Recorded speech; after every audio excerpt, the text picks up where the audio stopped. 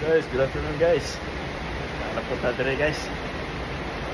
Guys, gapo nakalimot ko ba na? Nakalimot ko ba na?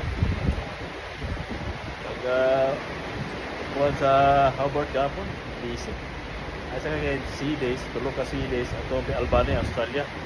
Ako kay kuwan na guys oh. Ako kay dagat guys. Nawa guys, tuyo sa among barko guys. Kabig guys. Mga dagan mo mga 16 knots to 17 knots guys. First day at sea, tulo ka sea day, so pinamuni pinakaunang sea day na mo. Ugma sea day, pangato sea day. Tapos kuha na Albania, Australia na. Muna guys, muna trabaho na muna guys. After guys. Sea days. Tayo din sa sea days na. Kung hindi tanaw ng dagat guys.